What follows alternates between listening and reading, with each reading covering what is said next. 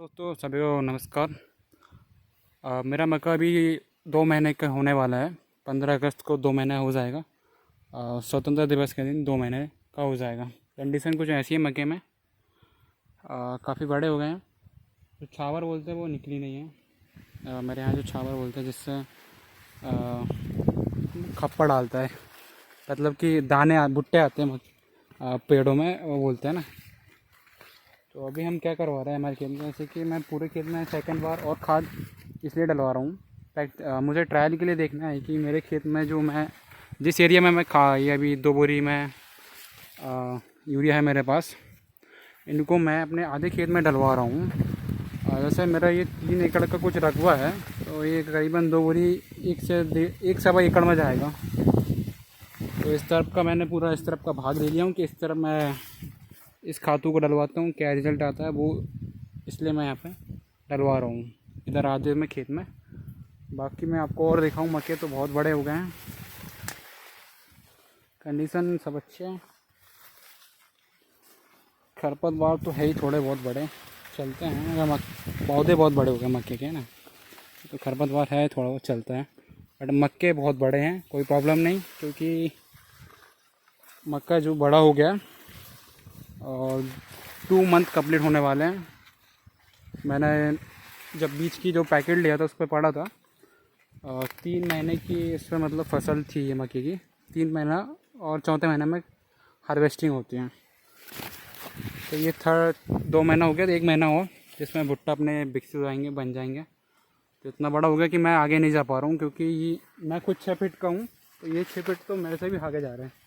लेकिन ना यहाँ तक मैं आ रहा हूँ, यहाँ तक ये आपको दिखाऊं, मेरे हाथ में आ रहा हूँ, हाँ यहाँ तक मैं यहाँ तक आ रहा हूँ। ये भुट्टे आगे तक यहाँ तक जा रहा है। तो जंप हाई सही ले रहा है, क्योंकि ग्रोथ अच्छी हो रही है मक्के की और कोई रोग नहीं है, खरपतवार भी कम है और कंडीशन ओवरऑल बहुत अच्छी है। हालांकि उम्मीद लगता है कि मक्का जो निकलना चाहिए मेरे हिसाब से, जो भी मैंने खाद डाला हूँ, जो भी मैंने इस पर खाद हो या फिर और जो भी खाद तो मैंने ही है, और क्या चीज़ है। बाकी जो खेत से हटाना था हमने हर्बिसाइड छींचे, और दूसरा ये जो आपको दिख रहा है ये घास पूरा सूख गया है, इसके लिए हमने पैराकॉट डाइक्लोराइड डलवाए, जिसे सपाया बोलते हैं। जो मैंने हर वीडियो में उसका नाम लिया हूँ कि हाँ मैंने ये यूज़ करने वाला। बट ये इतना ख़राब है कि ये एक तो जो खरपतवार वो तो गए ही, साथ में ये पीले पड़ जाते हैं मक्के नीचे वाला। फिर बाकी ये ठीक होने में इनको भी टाइम लगता है, ये हरी पत्ते हो जाते हैं बाद में। ऐसा दूसरों ने कहा, मुझे नहीं पता है, मैं तो फर्स्ट टाइम है मेरा। मैं तो देख रहा हूँ, मैं भी जो क्या क्या कर रहे हैं पूरा मैं देख रहा हूँ, कैसे मतलब क्या करना है क्या नहीं करना है। वो सब मेरी इस जर्नी में मैं सीख रहा हूँ और सीखते जाऊँगा भी आगे, और आपको भी बताऊंगा, क्योंकि मैंने जो सीखा है वो आप गलती नहीं करें। क्योंकि खेती कर रहे हैं तो भाई टेक्निकल काम है, सोच समझ के ही करना पड़ता है। और इसमें बहुत गणित तो नहीं बोलूँगा, सिंपल पता है कि खाद इतनी डालना है और उत्पादन इतना मिलना है ना मिलना वो बात की बात है। वो तो बोल देते हैं कि जितना मिलना है ठीक है, बट ऐसा नहीं है।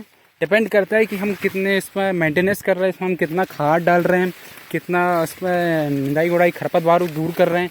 यदि खरपतवार खेत में रहते हैं तो वो फसल को ना ही विकसित सही से होने देते हैं और ना ही अच्छे से वो उत्पादन निकाल पाएंगे, क्योंकि वो खरपतवार जो आधा न्यूट्रिएंट्स खुद ले लेते हैं, तो फसल को क्या ही मिलेगा। मतलब फसल को मिलना ही चाहिए जो न्यूट्रिएंट्स जो भी ऑब्टेन करते हैं वो मिट्टी में, जो भी हम खाद डालते हैं तो वो क्या करते हैं, खरपतवार ले लेते हैं।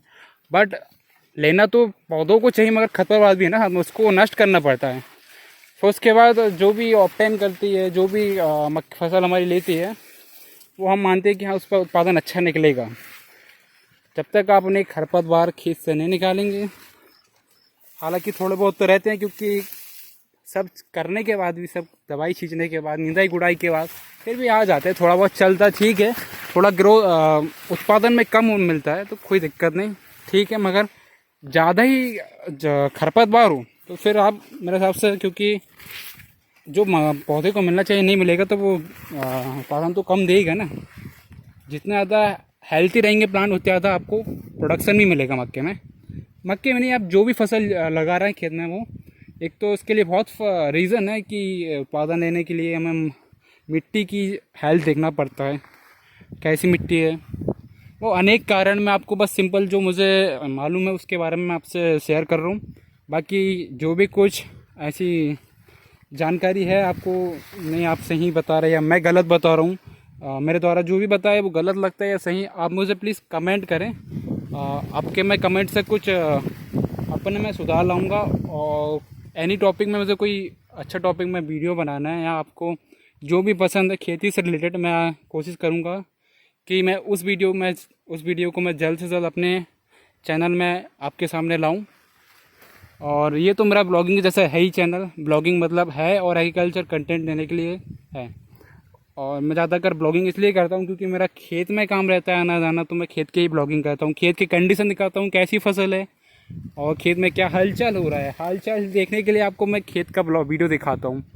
और अच्छा है, काफ़ी धूप निकली हुई है अभी थोड़ी थोड़ी, क्योंकि फोटोसिंथेसिस हो रही है, अभी धूप निकली है, वाटर है।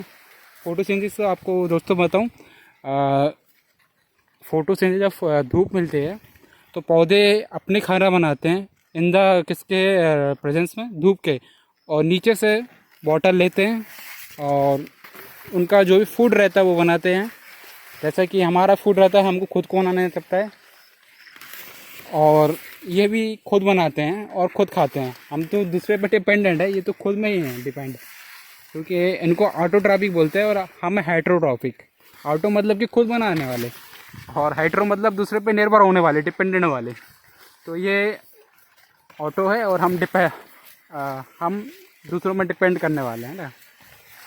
तो मैं इस बारे में बताना था कि आपको धूप मिलती है तो धूप से ये अपना खाना बनाते हैं, और हवा भी इनको चाहिए, जो हवा मिलती रहती है एनी टाइम एवरी टाइम, ठीक है ना। दोस्तों वीडियो अच्छा लगा है तो प्लीज़ लाइक करें, and like share and subscribe please, and please comment ज़रूर करें कि आपको किस टाइप का वीडियो चाहिए और कैसा मेरा वीडियो लग रहा है। तो उसके लिए बहुत बहुत धन्यवाद।